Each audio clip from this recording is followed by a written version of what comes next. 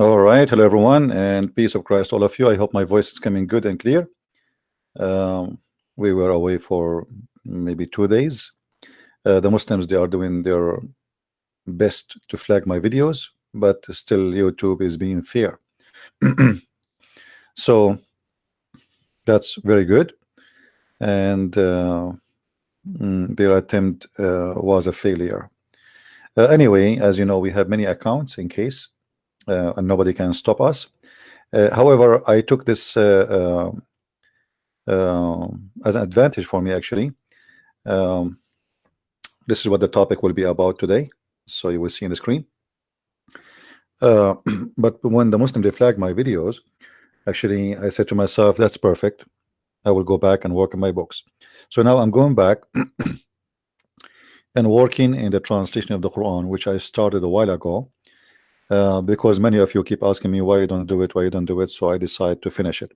So now I'm back to work in the Quran translation.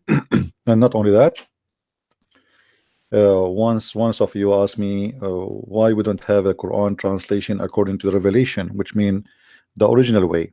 So I'm going to do the Quran, which is going to be the first time a Quran translated in such a way which is according to revelation as Muhammad claimed, which means we start from chapter 96 to be the first chapter as it is shows up in Islamic source.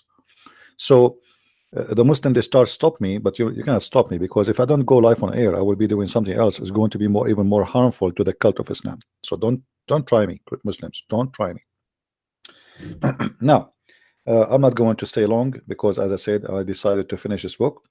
As you see in front of us, this is a picture of women, makeup, perfume. You see, one of the things about Islam is the hypocrisy of Muhammad. Muhammad is a man who blamed the women for everything, but he don't mind to have a lot of them. The woman is the devil, the woman is the ugly, the woman, she come in the image of in the shape of a devil, and she retreat in the image of the devil. But yet he have 13 of them, and not only that, he made verses that Allah said to him, take as many as you wish of them. Any woman, she can give herself to you. So the woman who is in the shape of the devil, as we see in the hadith, just to refresh the memory of some people,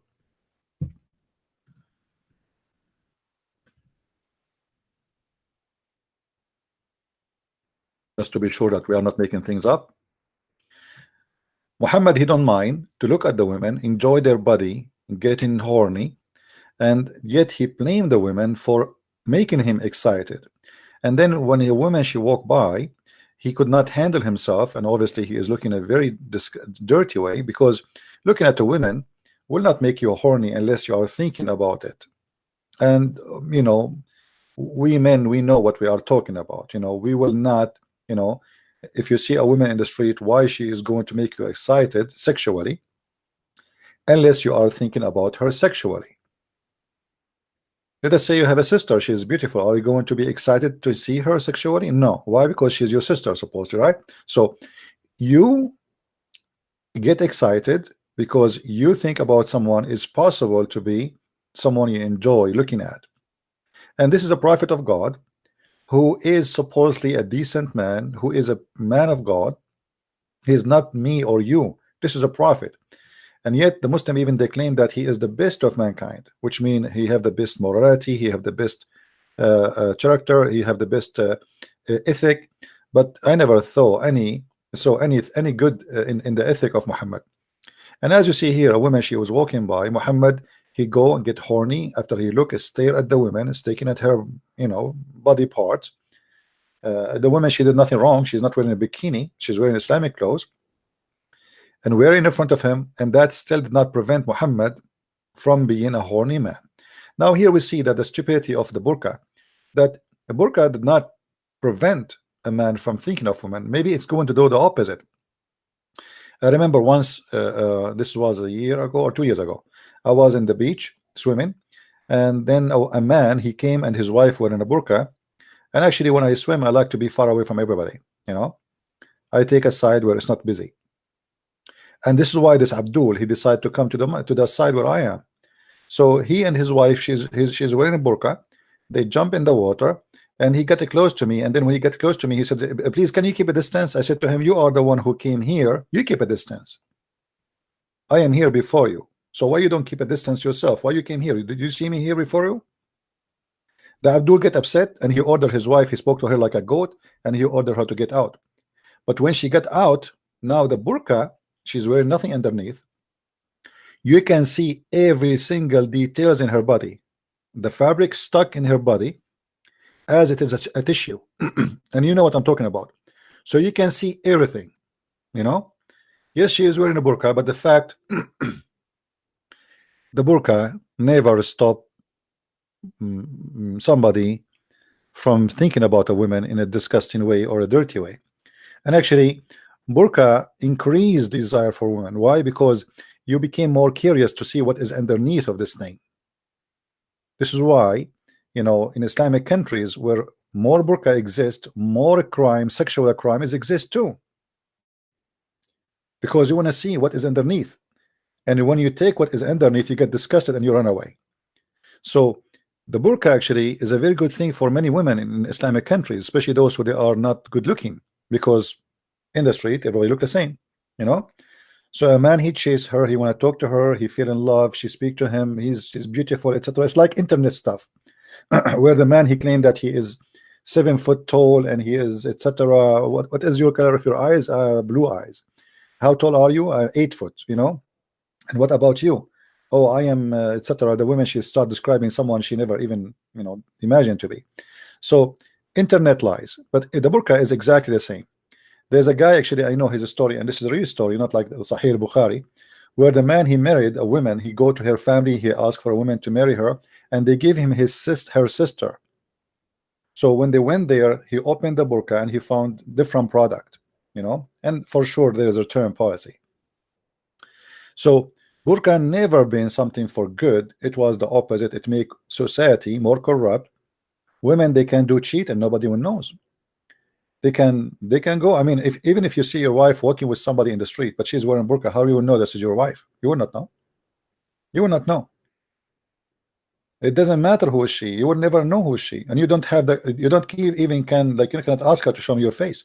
So this is why in the Bible, in the Old Testament, you will see that there's a story about a woman. They thought she is a whore because she was wearing a burqa.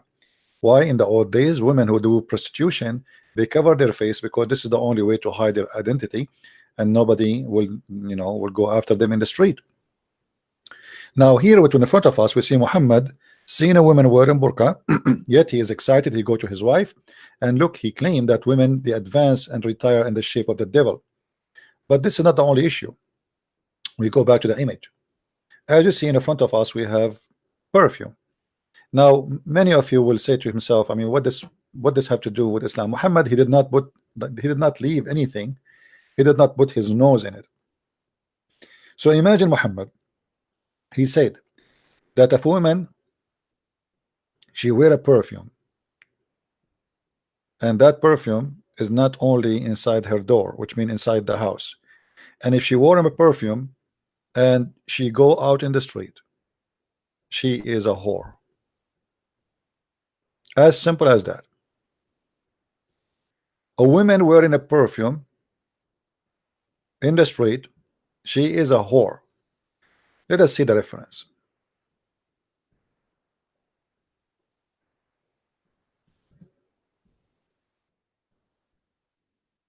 Hold on.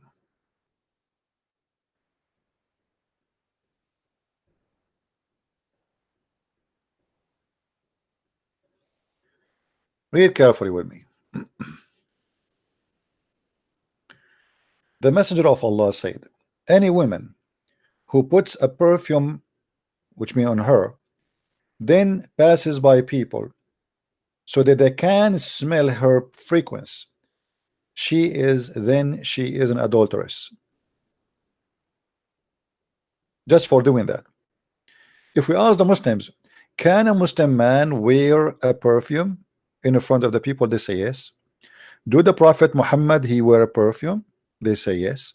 So how come if the women, she wear a perfume, she is a whore, but if a man, he wear a perfume, he's okay? If you are saying to me that a man can be tempted by the perfume, well, don't the women get tempted too by perfume? So you're assuming that always the women is the guilty, and the women, she is the evil, and when she put the perfume, she is trying to tempt somebody and seduce him. But when a man, you see, the man, he can show his face. Why women, they cannot be tempted by a face of a man or a look of a man? Who told you that? Why we don't order the man to cover with burqa too? What is the logic of the burqa? If the logic is that men get tempted by seeing women, well, women get tempted by seeing men.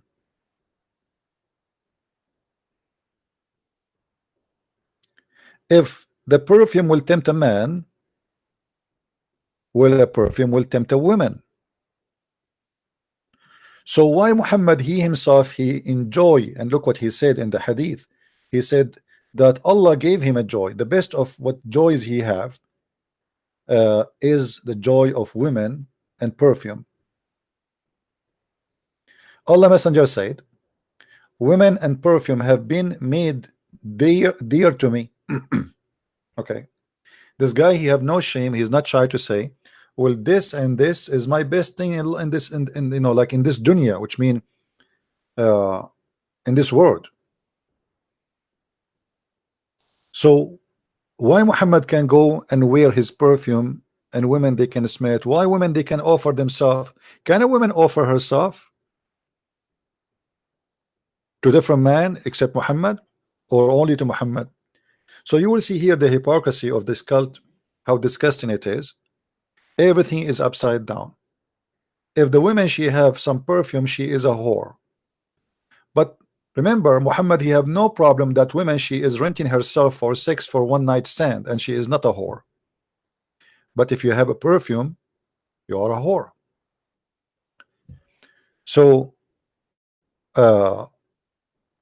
actually there's a hadith, Muhammad, he said, if a woman, she have a perfume, she left her house with perfume, Allah will never forgive her, and she will never go to heaven.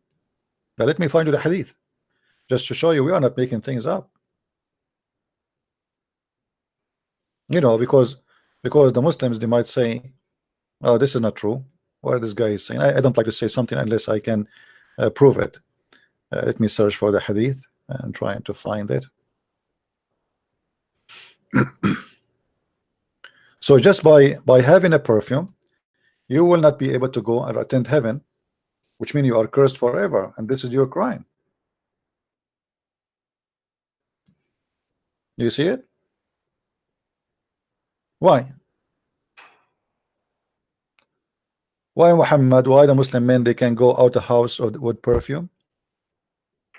Why the man, he can? Why Muhammad, he color his hair, but if the woman, she do so, Allah curse her? Why Muhammad, he ordered them to trim their mustache or even to shave their mustache, but if the woman, she take hair from her face, Allah will curse her?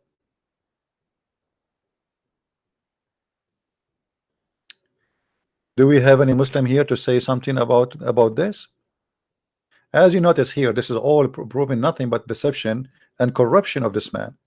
This man, he don't want to say, he don't want to admit that he is the corrupt man. He want to claim the women for corruption, to the point Muhammad, he said, if not Eve,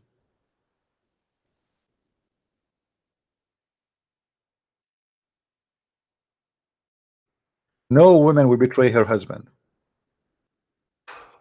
And the funny Muhammad, he claimed that he don't believe in the original sin, but he have no problem to blame the sin of every human being on women going back to Eve, which means if today, if a man, he do something wrong, it is the women who betray, and this woman betraying because she is the same as Eve, if not Eve. So all the women in the world, they follow the example of Eve. Eve is the best example of corruption. So you notice here how Islam focus very much on putting the women down, making her look always like a whore. She is the devil, she is the ugly, she is the disgusting. And yet Muhammad, in the heaven, he will give you, each one of you, at least 72 women just for sex. But they are the devil. The same as the wine. The wine is made by the devil, but yet in the heaven he will have a river of wine for you. So in different hadith. Let us see if we can find the other one, the one we told you about. She will not go to heaven.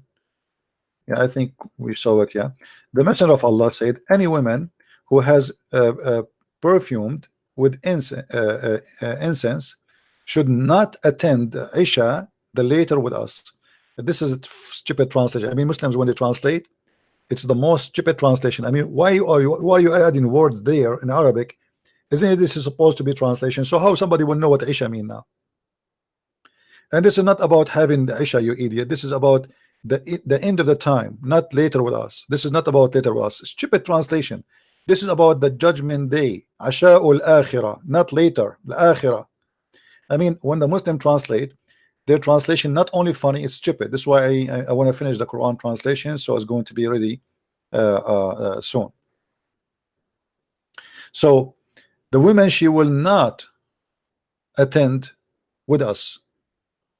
What Aisha? You know, when you remember when Muhammad, he said, when the Muslims, they go to the heaven, Allah will feed them, and especially the men, he will feed them from the liver of the whale.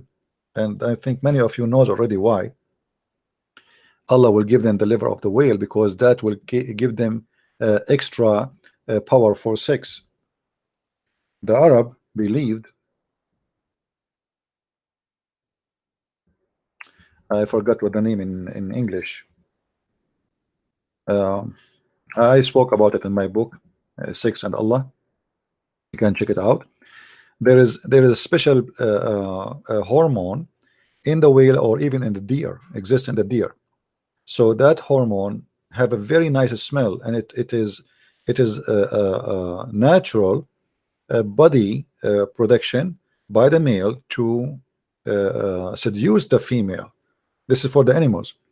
So this is why this part, they call it ambar, actually ambar in Arabic. Let us see what ambar will turn into in English. Hold on.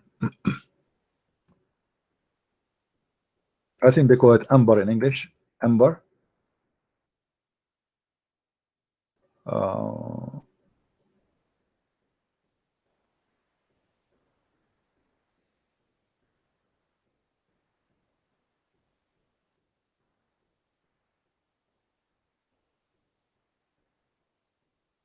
Yeah, I think it's called amber. So when it's a sexual hormone, and it's very expensive. So when you go to heaven, Allah will provide you with this amber.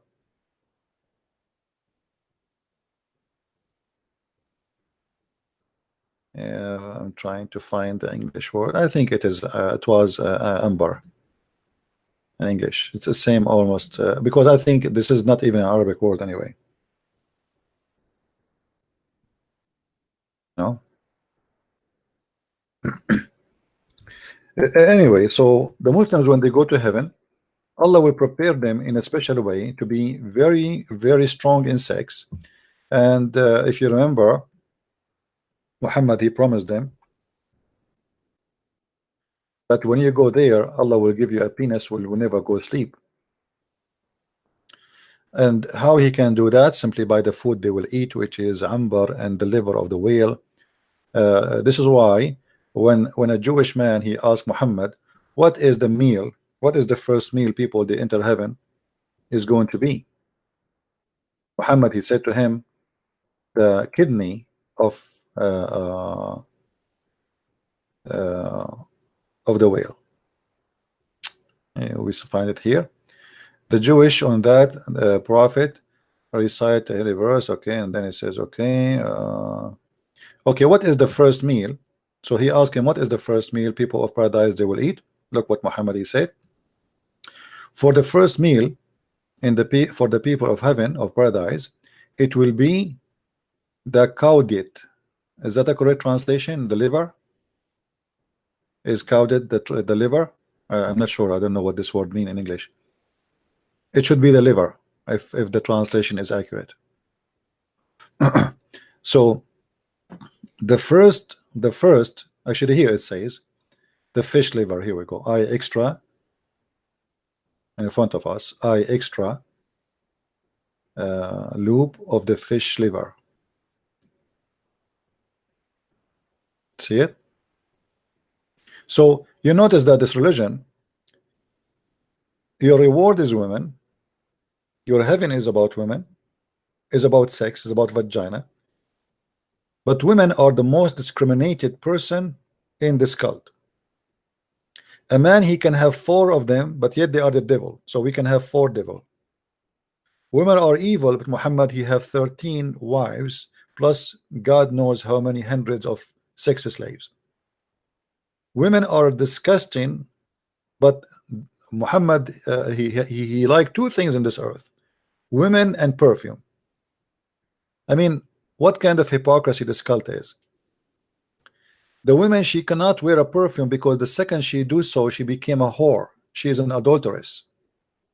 But Muhammad, he have no problem if he wear a perfume and he tempt women. Because if the perfume, the problem with it, if a woman she wear it, she is tempting men, then why the man can tempt women? This is an Islamic website. They are asking, if a woman she is wearing perfume and she go out with her husband, they say there's no problem with that. But if she's alone, look what it says: putting on perfume and going out with the aim of letting non-muhram. Non-muhram, this is what's stupid about Muslim translation again. Non-muhram, muhram mean a male who is from your family, is either your husband, your brother, your father. That is called him muhram. So if non-muhram go out, which means none of your family, men smell it, that is a major sin in Islam. Do you see it? This is haram. This is a major sin. So having sex with the children is not major sin. Doing breastfeeding for adult is not major sin. Doing muttah is not major sin. Multiplying your wives is not major sin, with no limit, by the way, because they say to you 4 wives. This is a lie. 4 wives you can have in the same time, but there is no limit. You can divorce every day, new wives, and marry new wives. So perfume, having perfume is a sin, will make you a whore, as we showed you in the hadith.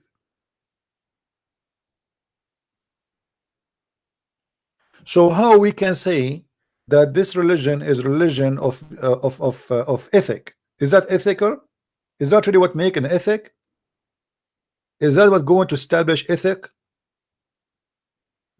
Obviously, the founder of Islam do not know even what ethic mean.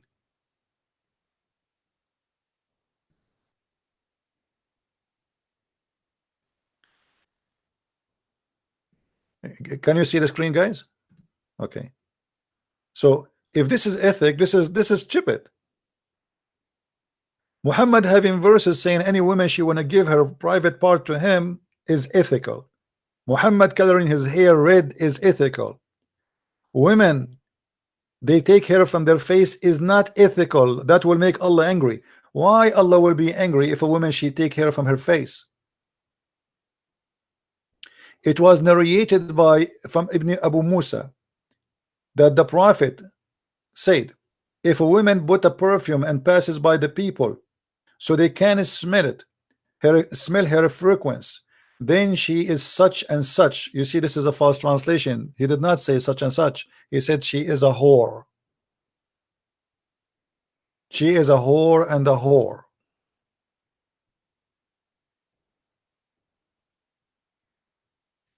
She is an adulteress. Means because she exposed to zina. Oh, by wearing perfume, you are exposed to adultery. Marrying a woman for one night stand, or you know, the Muslim Sunni, if you have my book Sex and Allah, you will see how many kind of marriage they have. None of them is marriage. How many of you have a Sex and Allah book? If you have it from the beginning, from volume number 1, you will see there is marriages before Islam and there is marriages after Islam. And you will notice that marriages before Islam, Arab are very I mean, it's very open society, but after Islam nothing changed. It's the same. All what they do, they change the definition and they change the name and they change the rules, but it's the same. Because still you can have, before Islam, women she can have more than one husband in the same time. Before, after Islam, the man can have many more than wife in the same time, but it's the same. What is different? Why it's okay for a man to have many wives, but it's not okay for the woman to have many husbands? I mean, what is the logic? They say to you the logic is we want to know who is the father. Well, today we can know who is the father easy. A little test with the DNA, we can know. It's very easy. And you will notice in Arabia before Islam, when the woman she get pregnant from multiple men, which means she have up to 10 husbands. 10 husbands, imagine. She choose who is the father. She say, this is your son. And whatever she choose, he accept. This is the rules. So the problem is solved. So this is not, there's no ethic here. You see, when God he created Adam, he created one Adam, one Eve. The Muslim, they will say to you, do you know how many women David he have? Who told you that David he was doing what God told him? Show me. When he said to him, go and marry as many as you wish. David was a sinner. He cried to God asking for forgiveness. He was doing what kings do with all their corruption and bad ethic. Do you think David is, you know, we Christian, we don't believe, same as Muslim, they believe that Muhammad was a amazing man. The Bible teaches us that every man is a sinner except the Lord, the God, who came in a form of a man, but he never commits sin.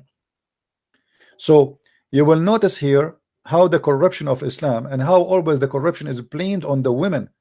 But in the Muslim Sunni, they have something called Zawaj friend. If I go right now, let me search for it in Google. If I search for Zawaj friend, let us see.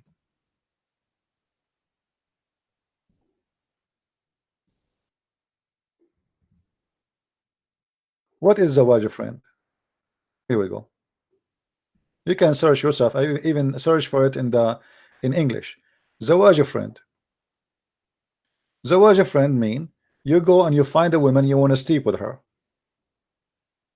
All right, and you agree to have sex, but she is legally supposed to be your wife. But she is the point of this what called marriage is not marriage, is having sex. You go and rent a hotel, you know, and then you know you have sex. They have Zawaj al-Musyar, they have Zawaj friend, they have a travel marriage. Like you want to go to, from New York to Los Angeles, you don't want to take your wife with you.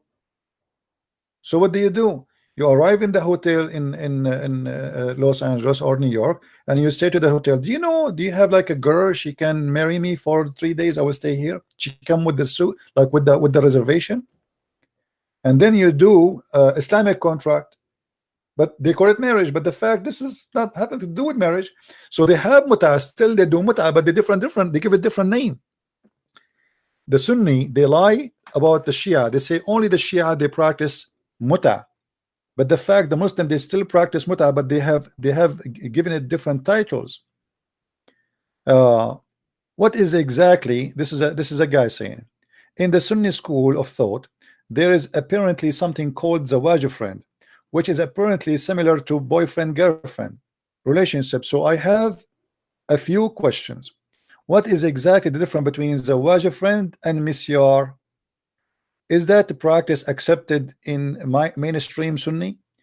Are there any other things such this Zawaj friend Misyar in the Sunni faith?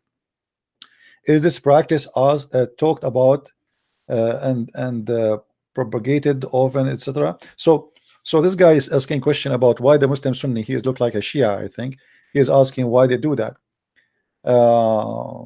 Yeah, but anyway, so they have all kind of madness, but perfume will make you, wearing a perfume will make you a whore, but having a contract to sleep with the man in the hotel for 3 or 4 days and getting paid for it is not a prostitution in Islam. But you wearing a perfume, that will make you a whore. Zawaj friend, simply, you don't even live together. You only have, like, you rent a motel room for 2 hours to have sex. So she is your wife only during that time, and they call it Zawaj friend.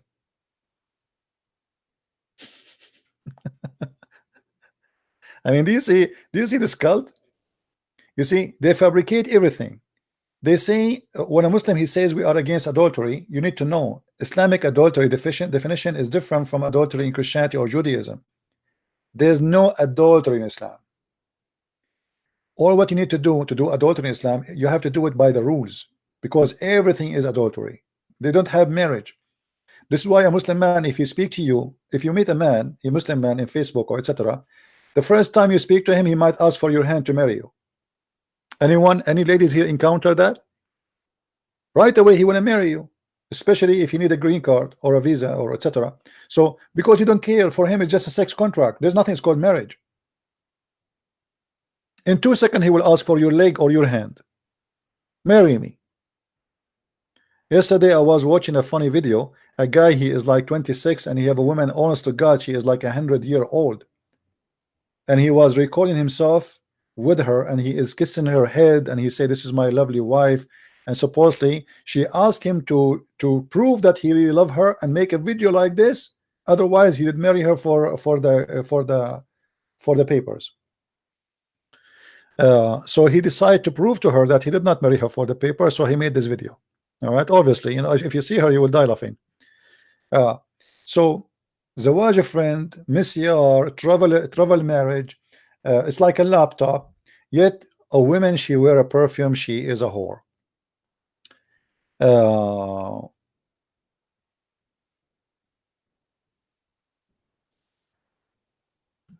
Let us see what else. See here, I wish I can play for you those videos, but we cannot. They are talking about zawaj, a friend. You see the sheikh here. You can search for them. Sunni version of Muttah.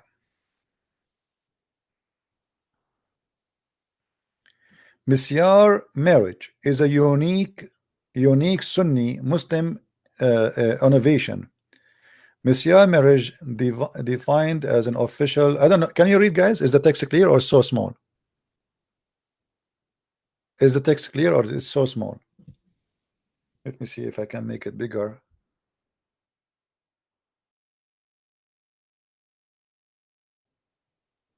The problem, this website, if I make the text bigger, it still doesn't make any difference because I have to zoom out. You can? Okay. So anyway, you can search for those, like as an example, misyar marriage. What is this stupid misyar marriage? It's the same as Muttah. It's the same. They just give it different names. All of it is just about sex. So the idea is in Islam that you can do adultery, but just do it as the Prophet said, and you are safe. You want to have sex, you are horny, you want to hire a woman to have sex with you, just do it in a halal way. Nothing more, nothing less. They speak too much about ethic and dignity, and over women are like juries, but in Islamic cultures is the most scary culture ever. I grew up all my life in the Middle East, and I know what it is. If women there, they knew there is a guy, he is single and he have a phone, like in the old days we don't have cell phone, as you remember, you know, like cell phone started maybe 1998, 96, I don't remember. But before that, it's only landline. So your name in the yellow pages. And if they knew that this number is for a single guy, even if you are married, they don't care. Your phone number will not stop. Women, they will be calling you. You answer the phone, you will see a woman whispering, sorry, I cannot talk loud. Why? My husband is here. My husband is here. Corruption, adultery, cheating. But the outside look of the society, everybody wearing burqa, everybody have a beard, everybody wearing white clothes, everybody saying inshallah, alhamdulillah, mashallah, etc. But if you go under the table, you will see all the worms by millions. It's upside society. You see, in the West, if a woman she have a boyfriend, she say I have a boyfriend. in Islamic countries, they don't have a boyfriend, they have hundreds. The same woman, she will be dating many because she don't know who is the one who will accept her at the end to marry her, because many of them to try even to get a husband, not to date. But because the society is a secret society. There's two, the Islamic society have two faces. There's the outside and there's the inside. And the inside is extremely ugly. The outside look like the marble covering the grave. You know how beautiful the marble is? Rich people, they put marble over their grave, but having marble will not change the fact that this is a grave. So we can build a beautiful grave, but the grave is a grave. And this is how the Islamic society is. So when you hear a Muslim sheikh speaking about the Western are adulterous, the Western are disgusting, the Western, they have sex in the street, the Western. If I go right now and search in YouTube, if I type 2 words, you will go crazy. You will not believe what you will see. If I know that YouTube will not take my video down, I can show you. But I will type for you a word in the text, you can copy it, and you can search yourself. I will type the word into text in Arabic. You can search for this word, just one word. Just one is enough. You will find millions and millions and millions of videos of Muslim women doing things you cannot believe. But remember, all of them, they are wearing hijab. We have to be honest. They are very conservative. Very conservative.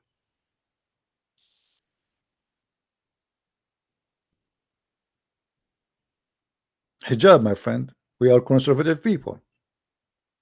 So let us make it simple and clear. A society says, or a religion says, that a woman, she wear a perfume. Just by doing that, she is a whore. And then we find that everything upside down. The man, he can have a perfume. The man, he can look at women. The man, he can get horny. The man, he can get excited. The man, he can do whatever he want. But the women is the always one to blame. This is a very corrupt society. There's no dignity in this society, and they blame the women for every evil, when the fact Islam making sexuality is a major reason to live. Why I want to pray to God? Why? You know, is that because I want to go and be happy with God? No, I want to have virgins.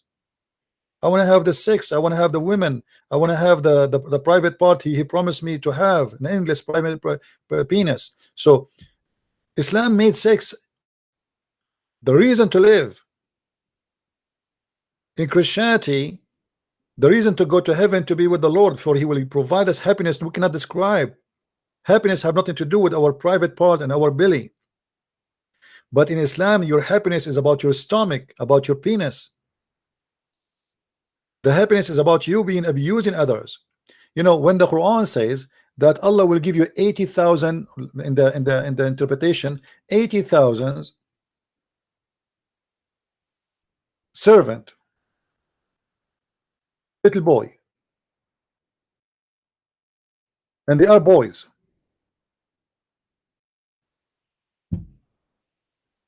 This one has no translation. Let us see this one.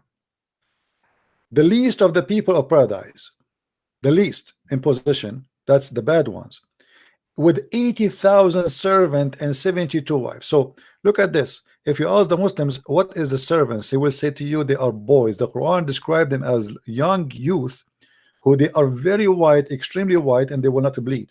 Okay, so I will have 80,000 little child, little boy, who is very white like pearls, and obviously he is there for sex too, because the Muslims, if you remember, we have many callers before, and the Muslims, all of them agree, not one even did not, that in heaven, yes, you can have sex with anything you want, even your mother, your sister, the children, doesn't matter. You remember?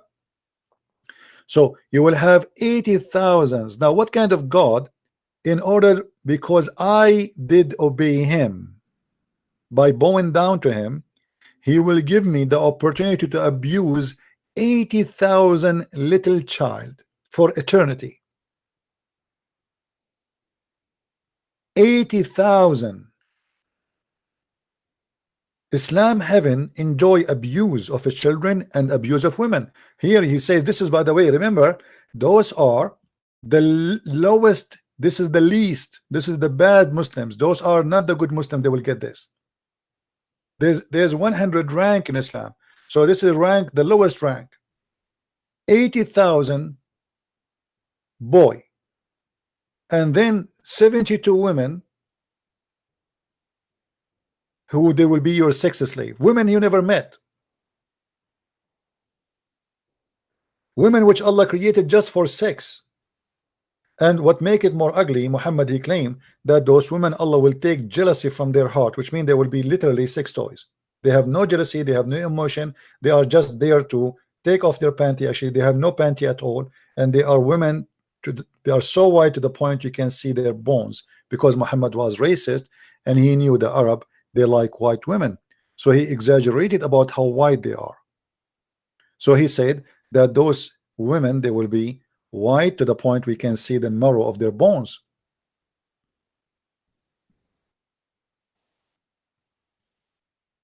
As you see in front of you in the hadith.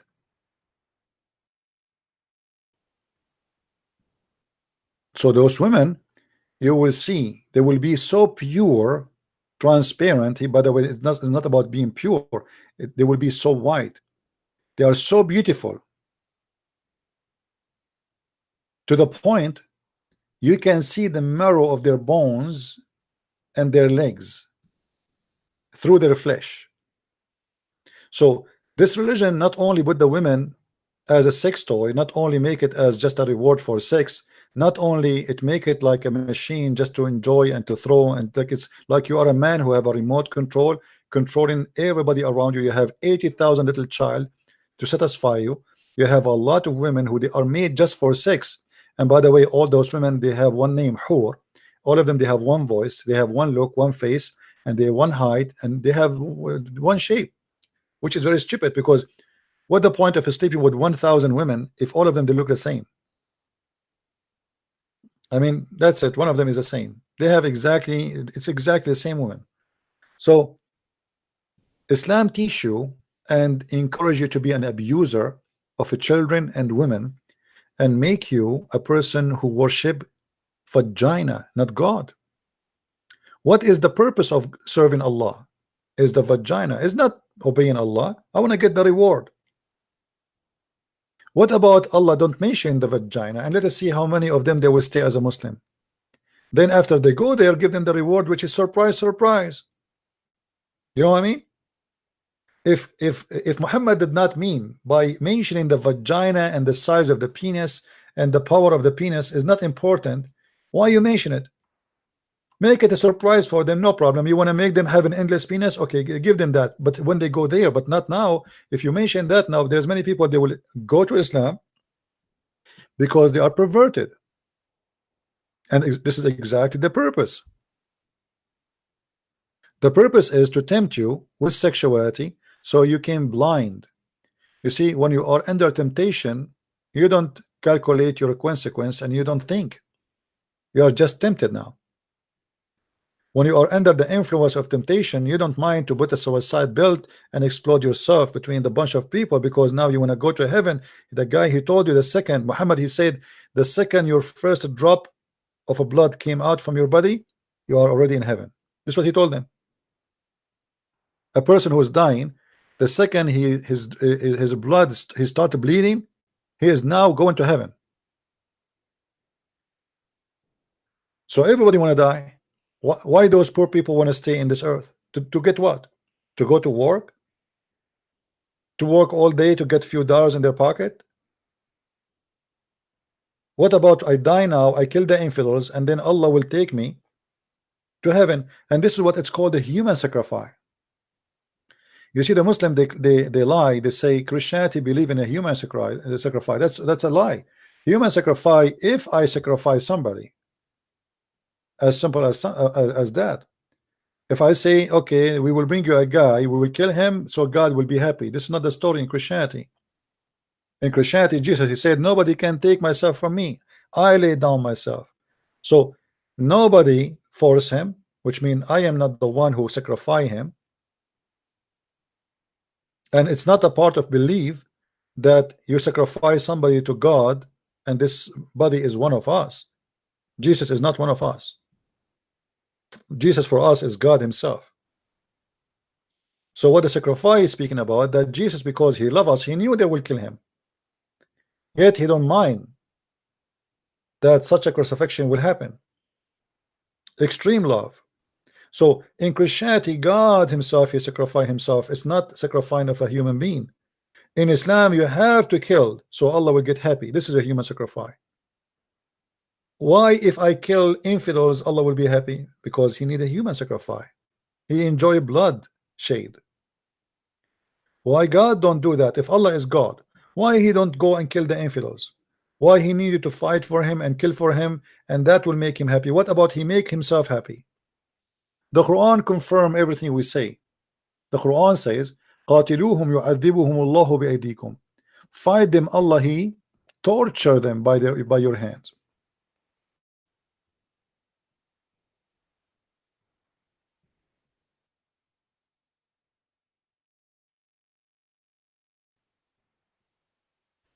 Do you see it? Chapter 9 verse number 14. Kill them and torture them. False translation, by the way. Here it says يعذبهم, not punish them. Allah will torture them by your hands. Allah will torture them. Allah he enjoy the torture. And that because Allah is a fake God. Because if Allah is a true God, why he need a poor Abdul like you to die for him, do human sacrifice, blood sacrifice, so he enjoy his meal in the heaven? What about he kill us? As long he is God, he's almighty, he's powerful. Do he need you to fight for him and kill us?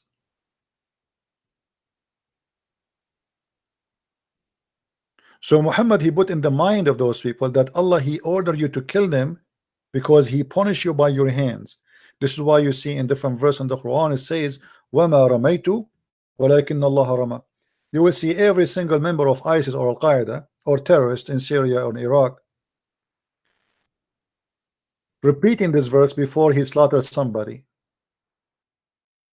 Always before they slaughter somebody they say we did not, because Allah told them in the Quran chapter 8 verse number 17 you Muslim you slew them not, but Allah he slew them. So a Muslim, when he put his knife, a terrorist, he put his knife in the neck of somebody and he slaughter him, he repeat that exact verse. وَمَا رَمَيْتُ وَمَا رَمَيْتُ إِذْ رَمَيْتُ وَلَكِنَّ اللَّهَ رَمَى. I did not throw my arrow, I did not slaughter you, but Allah he slaughter you. And Muhammad he made this verse for them just to make them feel comfortable, for free of guilt. So you slaughters thousands of people, no problem. It's not you who killed them, it's Allah. Don't worry about it. It's not you who killed them, it's Allah who killed them.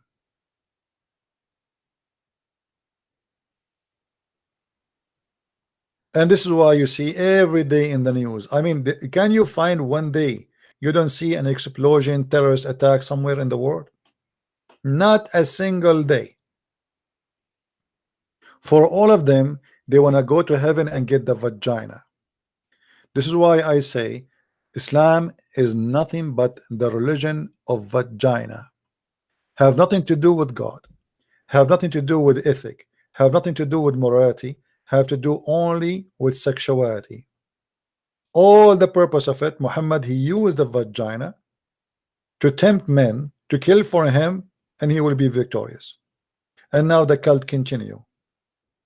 Muhammad is dead and he got what he can get, but now you will be punished because of the cult of Muhammad. The vagina temptation will never end. Every day there's many, you will notice that those who have education, they don't really do suicide bombing. As an example, mostly Osama bin Laden, as an example, he's an engineer, but he don't go and do suicide bombing by himself. The guy, he was hiding between goats and chickens. So he asked his men, the poor ones, to go and do suicide bombing, but he himself, he will not do that. The one now who took after him, al-Zawahiri, is a doctor, is very highly educated, but yet he will not do suicide bombing. He will ask for a poor Abdul to suicide himself, because they themselves, they are not convinced really with Islam. Islam is great for you if you are a leader, because you take advantage of others and you make people die for you. Did you ask yourself why Osama bin Laden, he did not join the 19 when they attacked 9/11? Did you ask yourself why he hid? Why he don't want to die as a hero? Why he don't want to die in the field as a shaheed, as a martyr? As long as he is convinced that the martyr is higher than a normal man who die in his chair?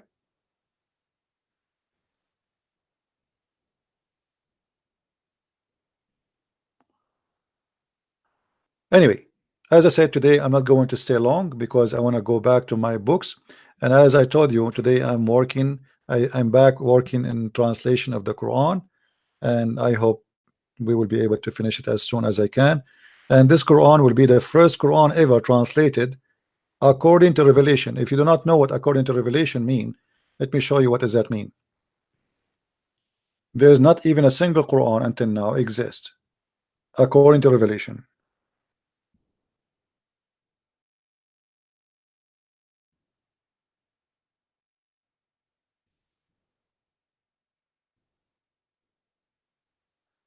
All right. This is the Quran according to revelation. This is the website, you can search. The Muslims agree that the Quran which is sent by Allah to Muhammad is not the Quran today as revelation order. So the Quran I'm working right now in, the first verse, a chapter, is not going to be chapter Al-Fatiha, is going to be chapter of Al-Alaq, which is today in the Quran today is a chapter 96. Second chapter will be Al-Qalam, Al-Muzammil, Al-Mudaththir, etc. All right, so this is how the chapters will be lined up. It's totally different from the normal Quran which you have or people have in their hand today. All right, so I hope I will be able to finish it, and this is why I decide not to stay many hours, because staying many hours in YouTube is taking really too much of my time, and by the time I'm done, I'm exhausted and I don't want to look at the computer no more. So let us hope we will be able. And by the way, the book in the Malay language is going to be out in Amazon maybe in 48 hours, maybe in a week maximum. We are just waiting for the copyright confirmation, and then it's going to be published. So those who speak Malay, and some of you said why not in Indonesian? I thought Indonesian people understand Malay language. And why not in Indonesian? Because I don't have somebody translate it to Indonesian. As simple as that, you know. So we will provide books as much we can based on those who help us in translation. So I want to say thank you guys for being here, and I got to go back to work. Please subscribe, download my videos immediately. I will not keep my videos on my channel, so in order to have them later, you might not find them. There's many people download my videos, but maybe they don't download all of it. Maybe they download only the debates. So if you are interested in a video, specific one, you better download it, save it, post it in your channel. You can make it even a private. You don't, if it's up to you. So download, share, and help us in our work. So more and more people, they will be knowledgeable and they will be able to learn. All right. We have somebody wanna call me. Are you a Muslim? The one who wanna call me. The one wanna call me. Are you a Muslim? There's a guy. His name is Luca. Are you a Muslim, Mr. Luca? Are you a Muslim?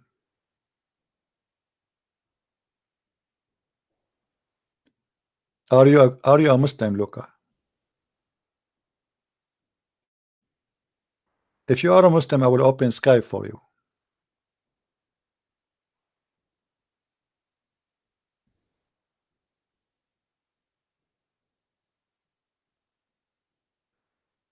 See, the second we talk to them, they stop playing. Suddenly they want to call now. Do you want to call me, Luca? So Luca was a hero. The second we mention his name, he go and sleep. He's saying to himself, oh, he's talking about me now. Okay, Luca, I'm going to open my Skype for you. Let's see if you are truthful or not.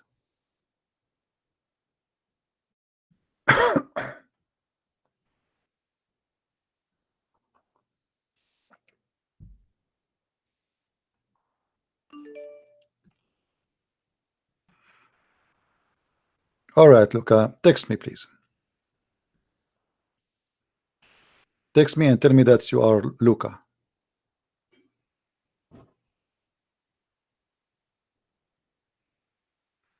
Are you there? Luca? Text me.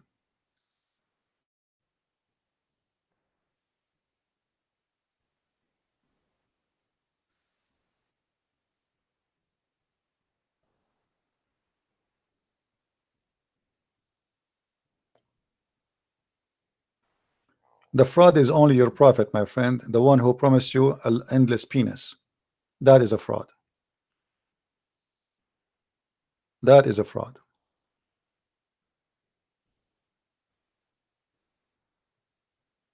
If you have the courage, call me.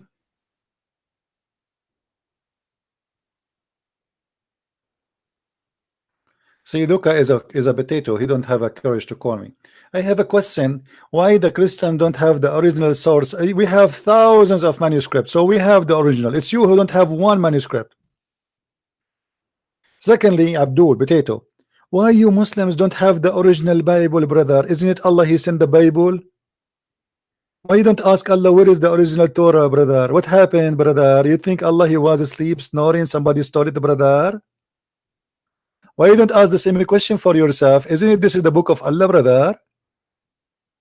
Brother, isn't it Allah who sent the Injil and the Torah, brother? But your stupid Allah cannot save one copy, brother. Can't He hide one in His closet, brother? So later, brother can show it to us, brother. Brother Tita, did the person ask me question? And did the question we ask the question? Why you cannot tell us the original Torah set of the Bible? And look at them, they don't have the original title. Look who's talking. We have tens of thousands of manuscripts of the Bible. You have zero. We have even the Bible is written in rocks. We have the Bible written by art, mosaic. We have the Bible written in every way, every languages. What do you have? Nothing.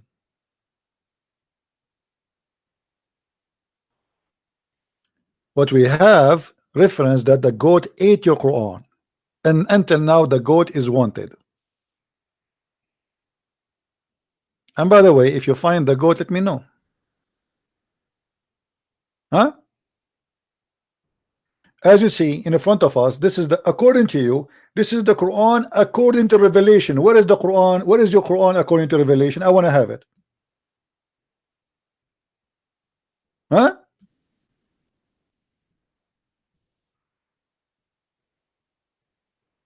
Where is your Quran according to revelation? You don't have it.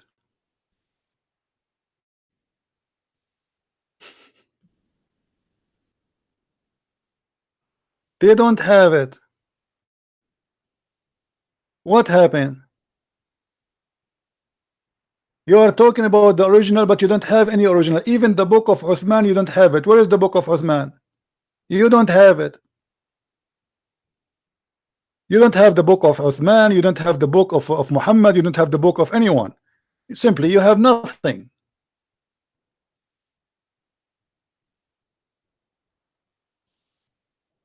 As simple as that. What do you have?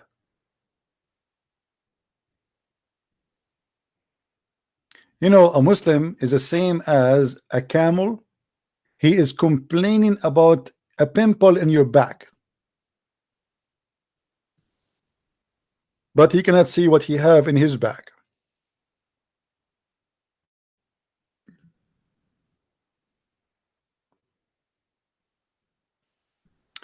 Admins, anyone say Catholic, Protestant, Orthodox, ban them immediately. Those are Muslims. Anyone who say Catholic, Protestant, Orthodox, ban them. Those are Muslim playing games. They try to make some city people to fight. Yeah, Raja, you have to prove it. It's you who have many gods. You have only one God. Your name, his name is Muhammad. You have only one God. His name is Muhammad. Prove me wrong. Now, who is the Muslim when I call me?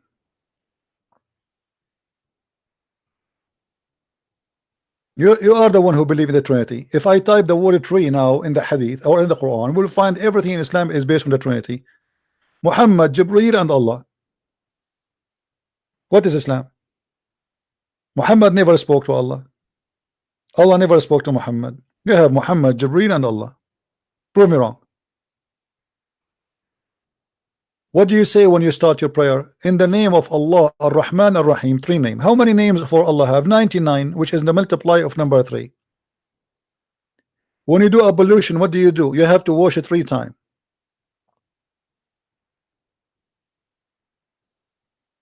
And you are talking about the Trinity. You are the one who follows the Trinity. Everything in Islam is based on the Trinity. Even your prophet, when he say Assalamu alaikum, he say it 3 times. Obviously he have a mental illness. Before you have intercourse with your wife, you have to say the name of Allah 3 times.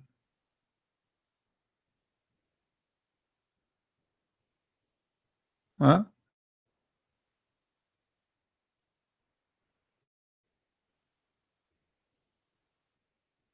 Are you there, Abdul? Anyone want to call? Luca, he want to debate me, normal academic. The guy, he don't even know his prophet name correctly, and he want to do academic debate. See, guys, we debate academic. Let me show you the academic debate, you donkey. You see, I just used the donkey because this is satisfy the academic terms and conditions. Look what your prophet he said about academic debate. Do you want to see the academic debate according to Islam? Let me show you. When you speak about academic, how come you don't ask your prophet to be academic? This is chapter 3, verse number 61. When the Christians they came to debate him, he said, bring your wives, I bring my wives, bring your children, I bring my children, bring your goat, I bring my goat, and let us curse Allah, ask Allah to curse the one is lying. This is an academic debate according to Islam. Do you see it?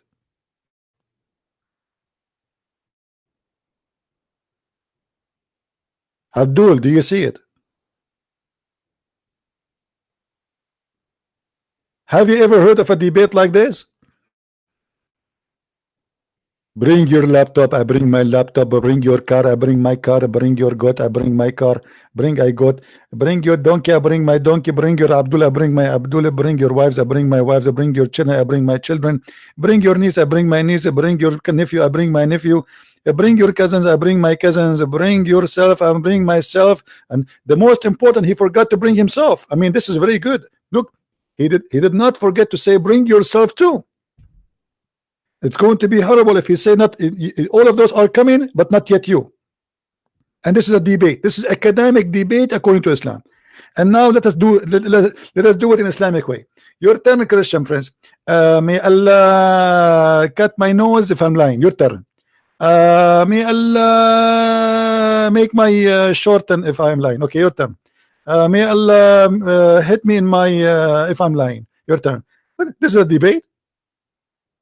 This is a coward. He have no answer. He's trying to run away from debating them. And Abdul talking about academic debate. Why don't ask your God Allah to be smart a little bit when he speak about debate? Yeah, Facebook's chat is possible. Anyway, just ignore him. He's a kid. Anyway, guys, thank you very much for being here. As I said, I'm not going to stay long today. Please download the video, share it around. And if there is a Muslim, he is serious, he claimed to be a sheikh or etc. He can contact me in Skype. All of you know my Skype. And we will be happy to take him to Allah. Because debating Christian Prince, by the way, will increase the size, your size. You know what I'm talking about. And Allah will give you extra vagina. So, I mean, you will win anyway. Just debating me. Just by talking to me, Allah will bless you, brother. What do you want more in life more than this? I mean, what is the existence of a human being in Islam more than this? If I am wrong, prove me wrong. The whole Islam is about this. You go to heaven, Allah will make your penis will never sleep. You go to heaven, Allah will give you 80,000 little boys for sex. You go to heaven, Allah will give you the lowest, the least of people in paradise position is with 80,000 little boys. 80,000. Why? In the heaven of Allah, according to Islam, your clothes will never get dirty. They will never be wrinkled. They will never be ruined. You will never do poo-poo. You will never take a shower. You will never stink. You will never have a pee. And if you wish, the food is going to be in front of you before you move. So what the servant for? Any Muslim can tell me? You look at the sky, you see a bird, the bird right away will be in your dish if you wish it. So what the, and there's no garbage. There's no dishes to wash. So what the servants for? It's for sex. It's just a pure sex religion. Nothing more, nothing less. Somebody saying, show us how authentic this is a da'if, my friend. This is da'if. But did you hear a Sheikh Hamza? He said the argument of weak hadith is weak argument. Guys, did you hear that video? The Muslim, they say to you, oh, show us if this is authentic or not. You say da'if. This is Jami' al-Turmudi. This is Sahih book. The books of Sahih are 6. So how it can be Sahih book and then it's da'if? But even if it is da'if, it is authentic, because even da'if is accepted. It's not rejected. There is something is called fabricated hadith that is rejected. Da'if, as long as it have a rank of da'if, its mean is accepted. So only donkeys, they play the game of da'if. You can go right now and search in YouTube where your brother Hamza, he says to you, explain to the donkeys that da'if hadith is accepted. And not only that, he says that da'if hadith is a weak argument. Weak hadith is a weak argument.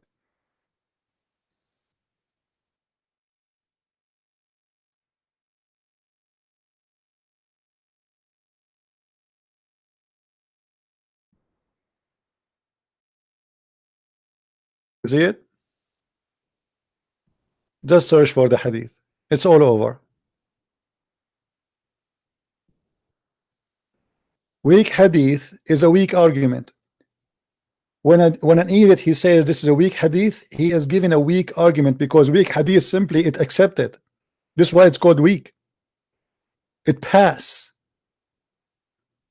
So they are like a copy paste. Somebody heard to say weak hadith. Weak hadith, brother. Anything weak hadith. Weak hadith is accepted, you stupid.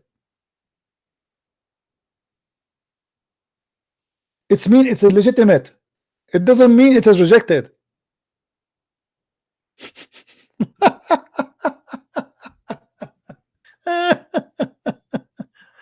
Anyway, love her. But you know, they are desperate. They are trying to find a way to run away from what is written in their books. So anything you say to them, they say to you right away, it's weak. Let me tell you, your Islam is weak, your God is weak, your Allah is weak, and your Muhammad is weak. And to the point, Islam is based, and look, by the way, by saying there's a weak hadith or something rejected, they claim, that means Islam is not exist, because Islam is based on two, Quran and Sunnah. So if the Sunnah is not pure, that means Quran cannot be pure. If Quran is the only source of Islam, and then the Muslims they say Quran is preserved, then we can say okay, Islam being preserved. But we find later that the Quran is not preserved and the Hadith is not. But Islam is based on two, and actually 80% of Islam, or maybe more, is based on the Hadith, not in the Quran. So by the second you say to me that Hadith is not accepted, it's mean you are saying to me Islam is corrupt and we cannot trust anything about it. All right.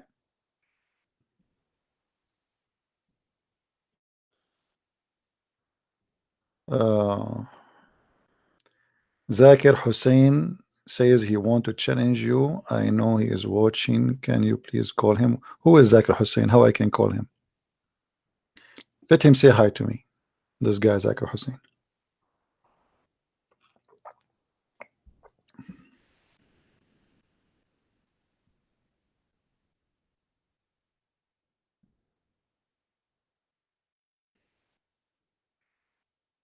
How I know him? I mean, you are saying to me, call him.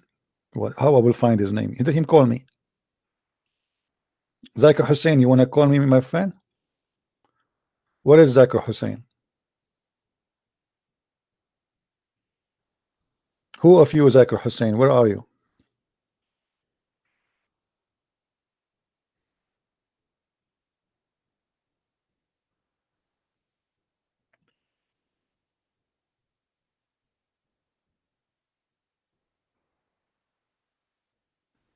He is dead now.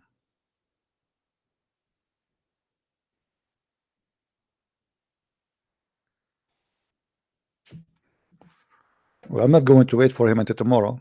I'm leaving soon. So if you want to call, he can call me.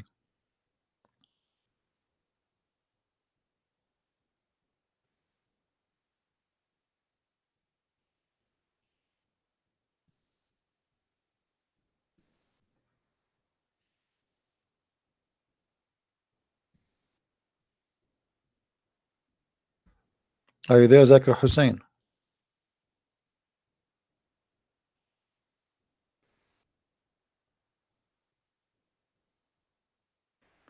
Well, we have somebody, he's saying, I was a Muslim, thanks to you, I left Islam. Well, thanks to the Lord, my friend. If you want to call me and you want to ask me something about Christianity, the person who said he just left Islam, let me share your text in the, but I will not share your name. Anyway, there's no name here. I was a Muslim, but thanks to you, I have left Islam. I'm so happy for you, my friend. And I hope you will accept Jesus soon as your savior.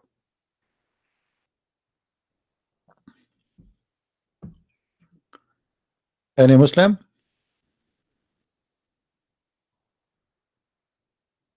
Yeah, we have thousands and thousands of people leave Islam after watching videos, and you know, like God knows how many. And how I know? Like if you don't say, I will not know. But for sure, there's the number is so huge, and Islam is collapsing left and right. Anyway, Muslims, they don't dare to call me. They learned their lesson.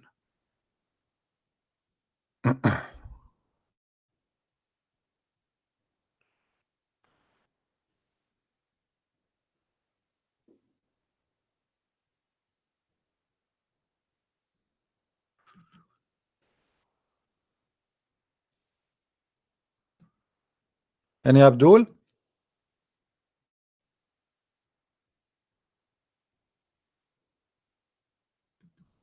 All right, look like there's no Abdul in the bushes. And some people, they are sending me in Skype images. They got my books. This is one of my books. I hope you guys like it. Okay. We have another guy. His name is Mohammed. He left Islam too. He just sent me this message now.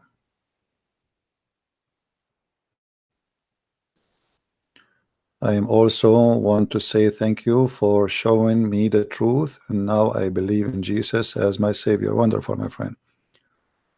Happy for you. Happy to see more and more of you leaving Islam and accepting the Messiah, and you know, coming to Christ. That's wonderful.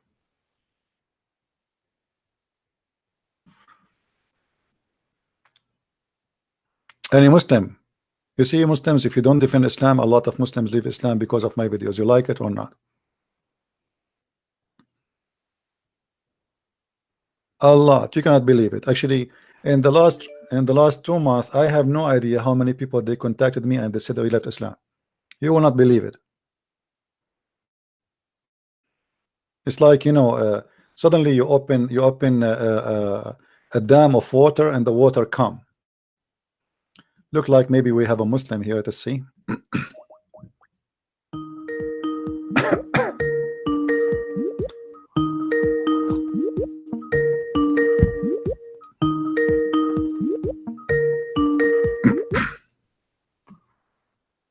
Hello? Yes, you can hear me. Yes, I hear you. Go ahead. Are you a Muslim, my friend? Yeah, okay. I want to ask you a question about Christianity. Yes, but you are a Muslim, right? Yes, I'm Muslim. Okay, you want to ask me about what? Go ahead. Yes, I want to ask you, do you serve Jesus? Yes, I do. What about you? You Yeah, serve? okay, Do you serve Jesus or okay. Allah? No, look, I serve Allah. Who is Allah? Who is Allah? You serve a man. Okay, who is Allah? Who is Allah? It's the creator. How you know he's a creator? Do you have a proof that he's a creator? Your Allah is a man. Also the creator. Okay, hold on. Jesus is a creator too.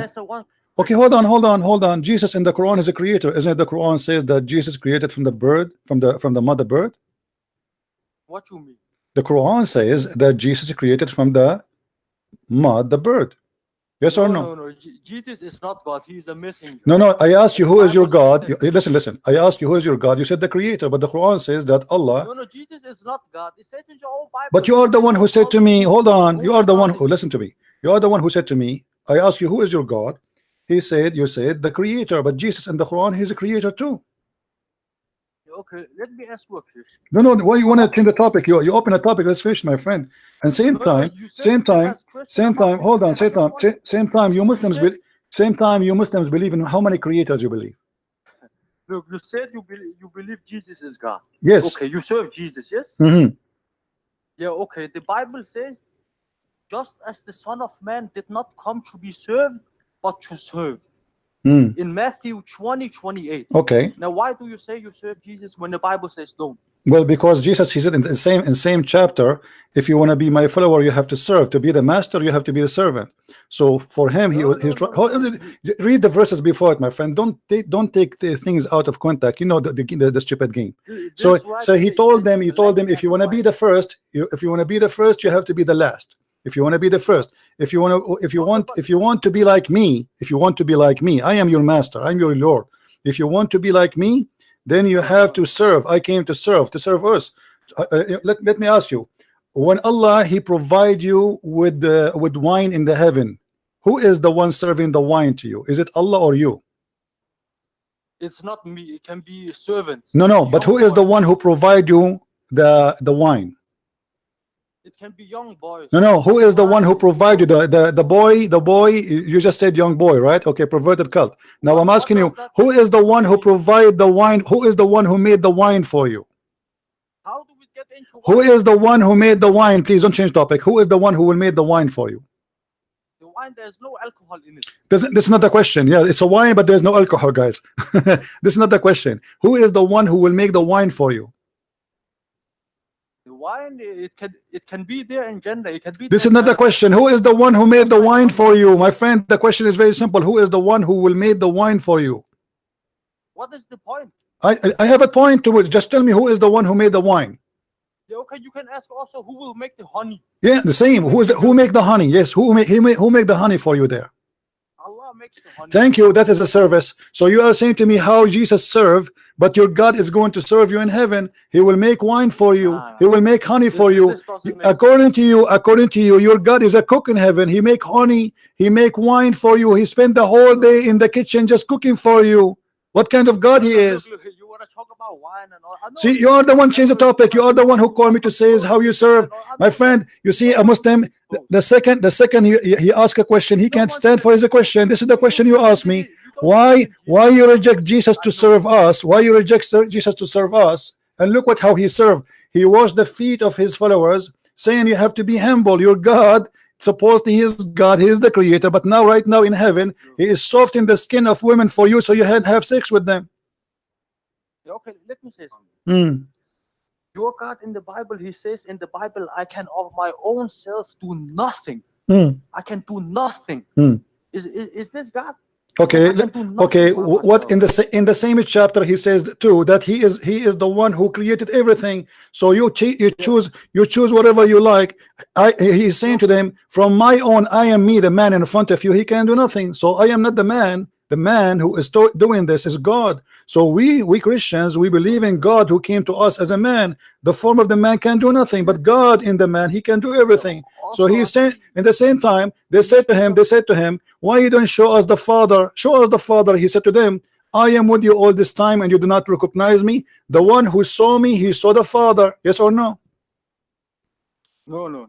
What? No, no, no. It's not up to you. Now let me ask you a question. How your God Allah look like? Allah, no one knows. No, your prophet, you describe him. No, no. Now I know what you're trying to do. Now you want to say Allah has two hands and stuff. Allah, you want to say all this stuff. I am not saying that. Your prophet, he described him as a short man with big ass. No, no, no. Okay, read the hadith for me. It's on the screen. Read the hadith. No. Okay, read the hadith. You My like friend, to always- read the hadith. Read the hadith. It's in front of you, and this is Sahih hadith. You like to talk about. My friend, read the hadith. This is your prophet saying so, not me. Don't change the topic. You reject Jesus as a man, but your God Allah is a man. No, you always talk about sex and all this stuff. But I am not talking about sex now. Your prophet, he said that my friend, I'm not talking about sex now. By the way, I'm not the one talking about sex. Is your prophet? When you are you saying to me the one who talk about sex is a filthy guy? Hello. Are you saying that? Your God was 9 months inside of a woman. Okay. Out of a pussy. Okay. God, he was Okay, pure. hold on. Don't use bad language. But let me ask you: as long my God, okay, as long my God, he was as you claim. So why your Quran says that Jesus is holy? Hold on. Jesus, you see, you are don't play coward now.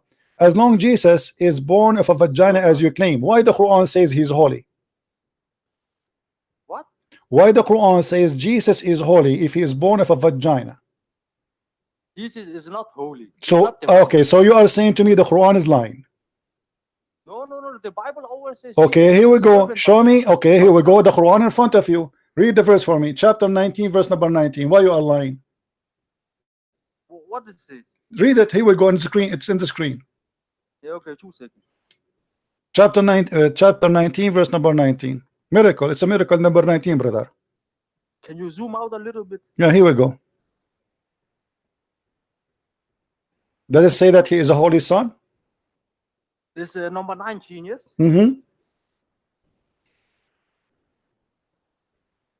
It says, he said, nay, I am only a messenger from thy Lord.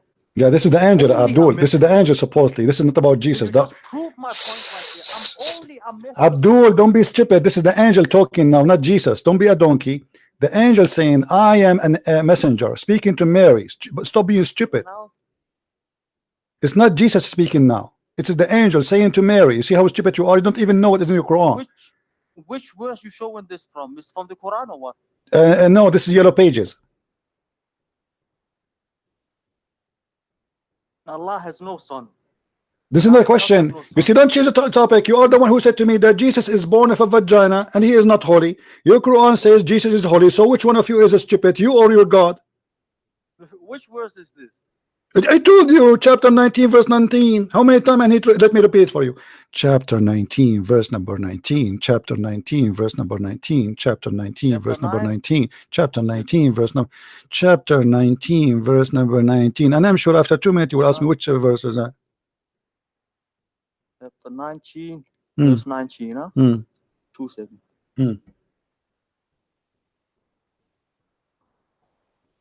The Quran clearly says, look, you have found this translation where it says holy son. So the Quran says Allah has no son, nor any part. Don't change topic. Don't change topic. Allah have no son, but okay, hold on. Okay, you know. So now we agree that Jesus is holy. Yes or no? What? Do you agree that Jesus is holy? Yes or no? No. Prove me wrong. Give me a proof. Okay, hold on. It's a challenge in the front of everybody. Show me one place in the whole Islamic book says Jesus is not holy. You're twisting the words. It's not a holy son. I am not. This is your Islamic website. This is your Islamic translation. And now I challenge you to show me one Islamic book saying that Jesus was a sinner. This one is a lie. This one is a lie. Oh, this is a lie. So Allah is lying. Allah is lying. No. It says a pure boy. Oh, so what the pure mean?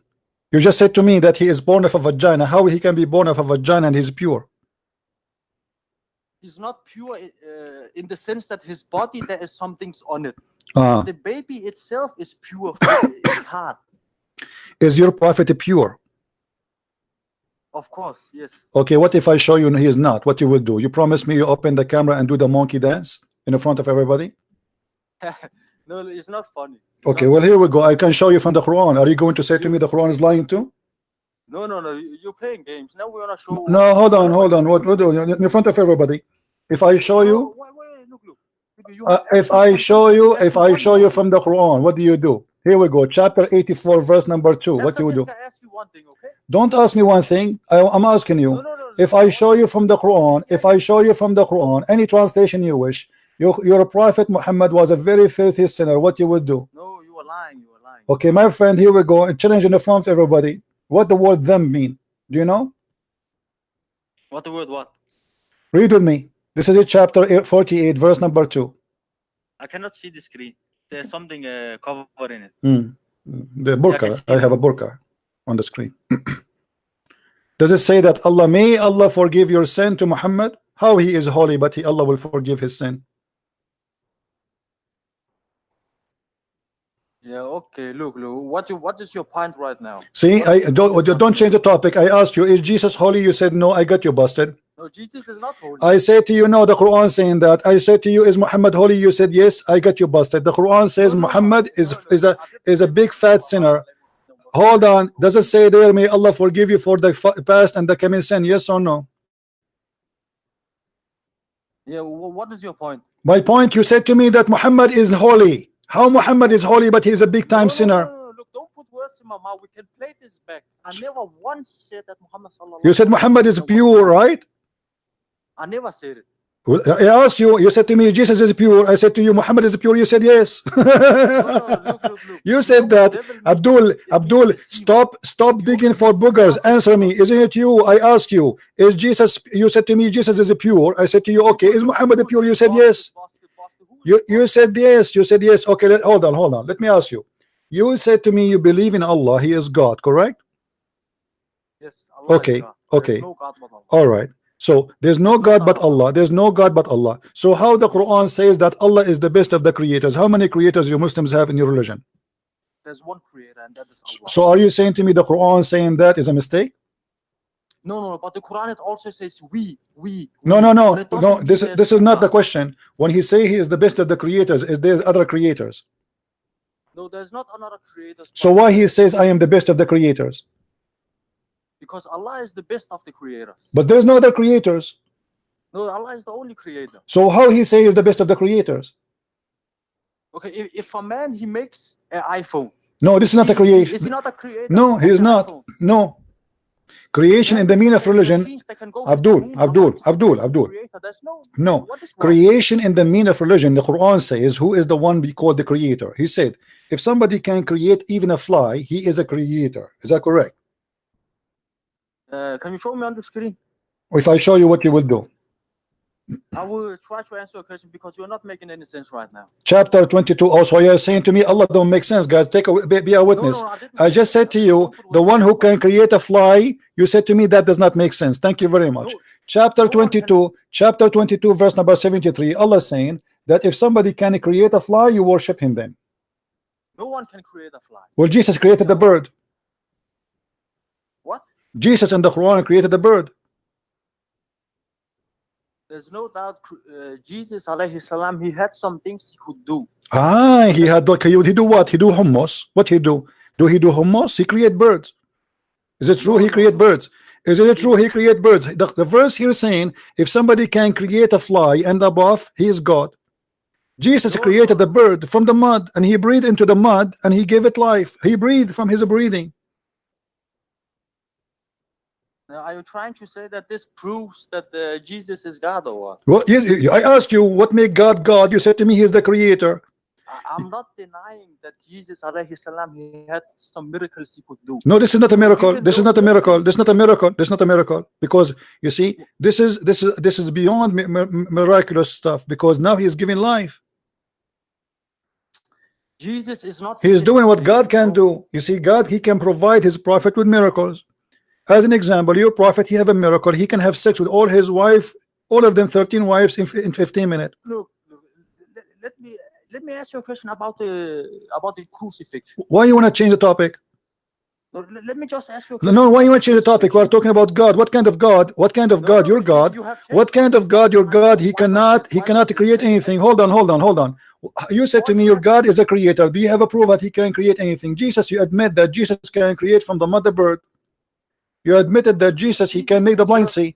You admitted that Jesus, he can do things nobody can do. Now, can you prove to me that Allah can do anything? Something he would be explicit about. Okay, what Allah can do? Can you tell me something Allah can do? Allah can't die. What is your point? Allah cannot what? Allah can't die. Can die? Well, my God never died too. Like your God. No, your God cannot die because he never been alive. No, your God, he decomposed. No, that's true. That's not true. Prove it. No, you ask me if my God died, I say Allah cannot die. No, okay, no problem. Your God cannot die because he is an idol. He does not exist. He is false. No. You can kill something that does not exist. Now, Jesus, let me ask you, okay, you are the one who said to me, God cannot die. Is Jesus alive now?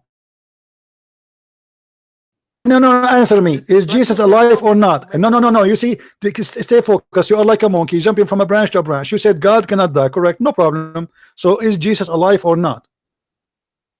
If Jesus is alive,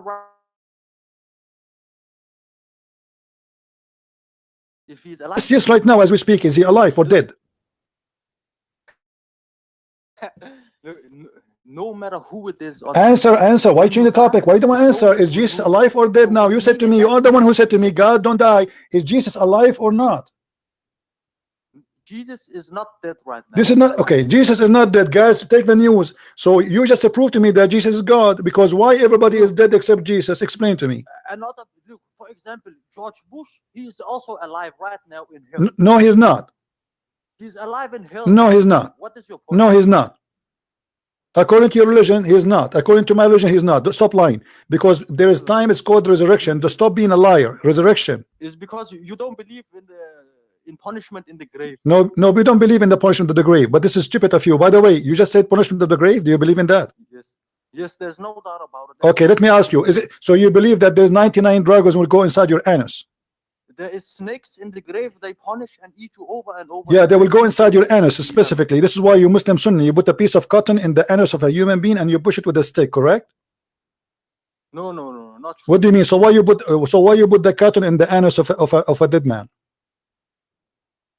No, you don't make sense right now. I'm asking you why you put the cotton. If this is not true, why you put the cotton when you die? Why they put a cotton in your anus when you die?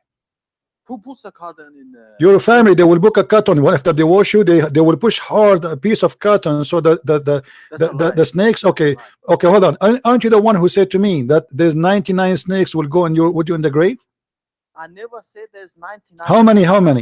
Okay, how many snakes? How many? There was. I have not read the hadith totally, but it was like a snake. I don't know its full description, but there are snakes and other animals like scorpions. Okay, what they will do? What they will do? What they will do? They will do like things like go inside the mouth. They will go inside the holes on the human being, so it can hurt as much as possible. But they are dead, right? They are not dead. They are alive. No. You are dead. You are dead. You are dead. But inside you, there is. You believe in soul or what? Okay, where is the soul when you die? Okay, hold on. Soul, right? Hold on. Listen. Just sleeps. Is your soul as your body? Is your soul is inside you still when you die? No. No matter who it is, at the moment of death, when the soul is about to taken out, you will feel the experience. Okay. Here. First of all, okay. Hold on. Yes. Your prophet, he said that in the grave there is 99 dragons. Is that correct? Not dragons. Okay, so what they are? Can you show on screen? What if I show you? What you would do? You like to play these games. Because I know if I show you, you will say I don't care. I believe it was something with a snake with 7 heads. 7 heads, not 9 heads. I don't remember. Show me, because you are the one. Or maybe 7 snakes and 99 head or something like that. Because your prophet, he keeps saying things, and he because he lie, so he cannot keep his words. No. There are so many creations in the earth. Why would Allah not make other creations? You know. What? It's easy. This is easy for Allah to make another creations inside the grave. There can be a snake with 2 heads, no problem. 3 heads, no problem. Why is this a problem? Okay, Allah, so why Allah will put 90 will put a dragon and the dragon is have a, it's a dragon. Dragon is something you see in cartoons. Come on, man. Okay, do you want me to show you the reference? Show me the. Let me see dragon. All right. And you will get debunked. You really? Yes. Are you sure? Yes. Look.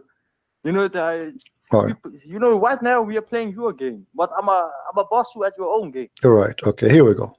It's in the front of you. Do you see it? It says. Here we go. ويرحب له في قبره 70 ذراعا etc. blah blah blah, and then he says قال عذاب الكافر في قبره والذي بنفسه يدي إنه ليسلط عليه 99 تنينا. In the grave there's 99 dragons. Do you see it? No. Don't tell me no. It's in the front of your face. Dragon. And this is تفسير القرآن. تفسير القرآن العظيم. تفسير القرآن العظيم. Do you see it? Dragon make fire out the mouth. Do you see it? By Ibn Kathir. By Ibn Kathir. By Ibn Kathir. So don't tell me I don't see it. It doesn't say that. So this is تفسير القرآن العظيم. It says that in your. Show me in English. Show me in English. Let people see. Okay, let me see if I can find in English. No dragon. So are you saying to me you don't speak Arabic? Are you saying to me you don't speak Arabic? I don't speak Arabic. You are a false Muslim. You pray to Allah. You do not know what you are saying. Look, you don't have to speak Arabic to be Muslim. No, you have to pray to Allah in Arabic. No. You don't have to speak Arabic to be Muslim. As I know, my friend, as I know, you have to pray to Allah in Arabic, right? Yes. Okay. How you pray to Allah in Arabic but you do not know Arabic? To memorize the Quran. Huh? I pray Salah, but I cannot speak Arabic. Allah has made it easy. So when you read the Quran, the soul and the brain, it memorizes it quickly. All around the world, the Muslims they speak the Quran and they memorize it. Okay. Do you memorize the Quran? Okay. Do you memorize the Quran? I have not memorized the Quran. No, I'm asking you why you don't memorize. I thought everybody memorized the Quran except you. Look like you are a bad Muslim. No, not everyone. That doesn't make you a bad Muslim. Did your prophet memorize the Quran? Yes. So why the Quran says that he forgot the Quran? It didn't forget the Quran. The Quran says it's a complete book. It's a complete book. Okay. Now, my friend. Okay, hold on. No. We wanna go and show everybody that 99 dragons will go inside your anus. Hold on. Don't you want to see the 99 dragons go inside your anus? Hold on. Let us see. Let us find it. It's snakes who are punishing the person inside the grave. No problem. Okay. Yeah, but they are dragons. They are dragons, right? Not dragons. They are black snakes. Okay, we will see if this is true or not. Inside the grave. We will it's see. Happening right now to some people. Yeah. Why you don't put the camera there? What camera? Camera, so you can record everything happening. No. Right now I don't have no camera. Why? I'm not very used to do this. You know. What do you mean? What do you mean camera? I'm on. Guys, here we go. This is the English. Look. I can find this is the English translation. Hold on. Let me show you the Islamic corruption. Hold on. Okay, this is Ibn Kathir. Shut up. This is Ibn Kathir. This is Ibn Kathir in English. What is the 99 dragons? Why the Muslims took it? I don't see it. Find the way you say dragon. It doesn't say dragon. In English, it doesn't say dragon. No, but in Arabic, it says that. There's no dragon, man. My friend, it says there in Arabic, dragon. Here we go. I will put it in the Arabic. In the English, cannot find it. This is Ibn Kathir. This is the book on Google. This is the book in Google. Everybody can see Tafsir al-Quran al-Azim. All right. This is the chapter. This is the ayah, and this is the page number 323. Shut up. Hold on. Variant number 5. Chapter of Taha. Page number. Hold on. Page 123 to 126. Page number 123 to 126. Where we can find it? Why it doesn't say? Why in English is gone? What happened? I will tell you what happened, because your Muslims are a scam. You know, you took it off. Why you took it off? Why in English we don't find it here? It's in front of us. In front of us in here. Hold on. Just go. I'm not running. Just go. I don't have time for kids. This is, guys, this is the Arabic one. It says in the front of us. Don't call me. Just You are done for today. What a kid. You keep jumping from a monkey like a monkey.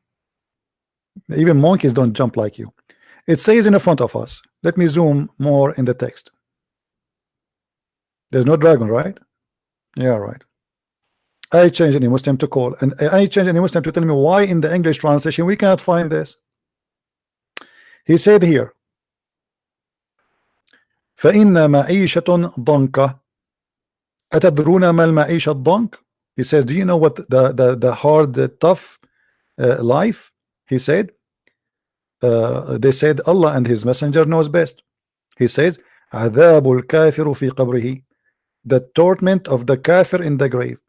And he said, and I swear by the one who have my soul in his hand, that Allah will unleash on you 99 dragons.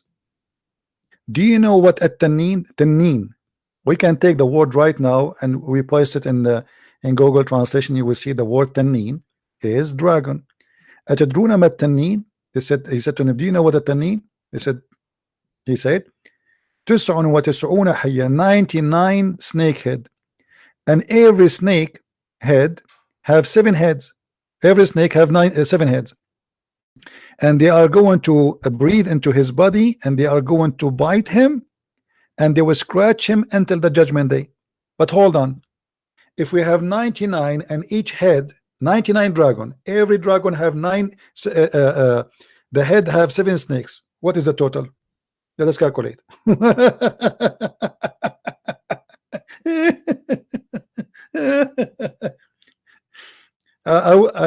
Tomorrow call me if we go on air. You know, you are fun. So we have, let us see, 99 dragon, then x 7. Okay, and every dragon have 99 snakes. Okay, then x7, that will be 693 693 head of a snake. So one a dragon, but it has 693 head of a snake, and all of them, they are biting you. Here if you go down, it says he's confirming the same. Let us go down in the page more.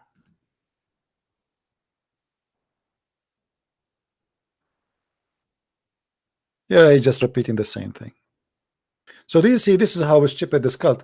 And here you see the corruption. This is why I say to you, when you learn Islam from Muslims, they lie. Where is the 99 dragon? This is Ibn Kathir in English, and this is a chapter 20, verse from 123 to 126. We cannot find it in English. Where is the 99 dragons and where is the snakes? They are gone. They are gone. They took them off. There's no snakes, there's no dragons. Anything will make Islam look stupid, they took it off. This is why I say to you, never buy a translation done by Muslims. They lie. What is the authority of the translator to take such a story from the Quran? If Ibn Kathir is saying that in Arabic and you are translating, who are you to take it off? Anything make Muhammad and his books look stupid, they take it off. Do you see it? No, my friend, the Muslim, they can call me tomorrow, including this guy who called me today. He is funny. Tomorrow we will continue, because I told you I want to go back to work in the Quran, and we want to finish this project. So I want to say thank you all for being here. Don't forget, please, to subscribe, invite your friends, and tell them about what we do. Don't forget to give a like and support what we do. They flag my videos like crazy, but still we are victorious and they cannot stop us. We have many accounts. They do your best, you know. Nobody can stop us, and actually that make more Muslims leave Islam, because Muslims, they are wondering, like this guy now, he called me. Look how he jumped like a monkey from a place to a place. Each time he mentioned something, he got busted. He changed the topic in the speed of light, because Islam is embarrassing. Islam is stupid. Islam as a cult cannot stand the questions. They ask you questions, the same questions they ask you, they cannot ask it to themselves. We can answer it, they cannot answer the same questions about their cult. Islam is the most stupid religion, and nobody can defend it. And he look, you know, when somebody tries to defend Islam, he looks stupid, not because you're stupid, because Islam is stupid.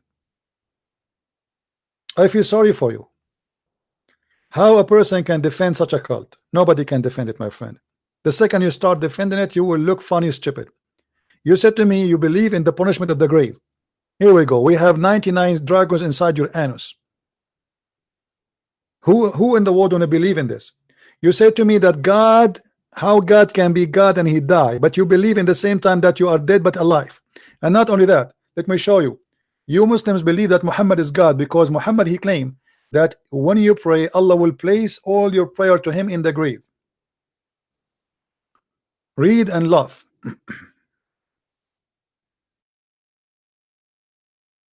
This is your prophet talking, not me. He said, pray every Friday, for your prayer will be displayed in front of me. They said to him, how our prayer will be displayed in front of you? The angels will give it to you. He said, because we prophets, our body will not decay. Read it. Muhammad, he claimed that he is living eternal. He is alive. He is not dead. Even the prayer will not go to Allah, will go to him. He is your God. You pray, your prayer does not go to Allah, it goes to Muhammad. They said to him, how this will happen? You will be dead, and your body will be consumed, your body will be decayed. He said, no. We the prophet, our body don't decay. And later when Muhammad he died, the Muslim refused to bury him for 3 days, because Muhammad he said that the body of people like him will not, the prophet will not decay. And later they discover that he stink, which means they discovered that Muhammad is a fraud. He promised them that the body of the prophet will never be consumed. 3 days, 3 nights, the Muslim did not bury Muhammad. And then all the reference says that the prophet he stink. أسنا رسولكم أسنا صاحبكم ادفنوه قد أنتن. We have tons of reference. Even his fingers, nails became green. Even he start farting, which is normal for a human being if he die and his belly is have food. You know, after a person he die, if you keep him, especially in Mecca, it's hot. So the bacteria inside his belly, the food he ate, the bacteria will start consuming the food, and then that will make gas, and then his belly will become. This is why the hadith says raba batnuhu hatta raba batnuhu. Let me find it for you. حتى ربى بطنه.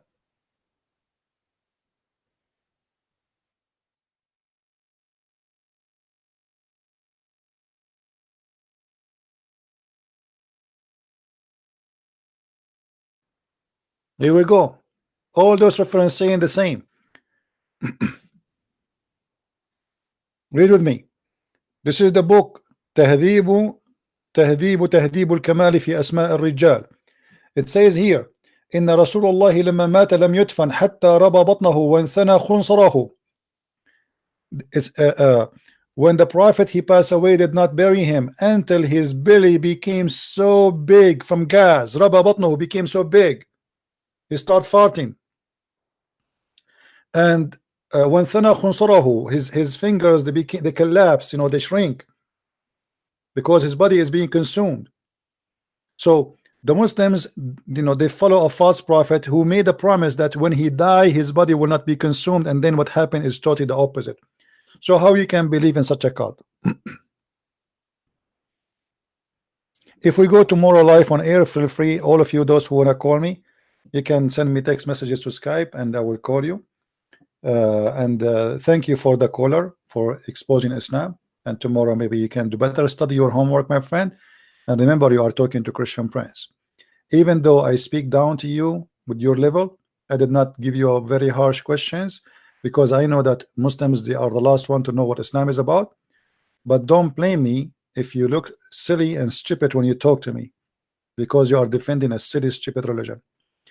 Thank you very much for being here, everybody. And again, may the Lord bless you, and I wish you a great time with your family.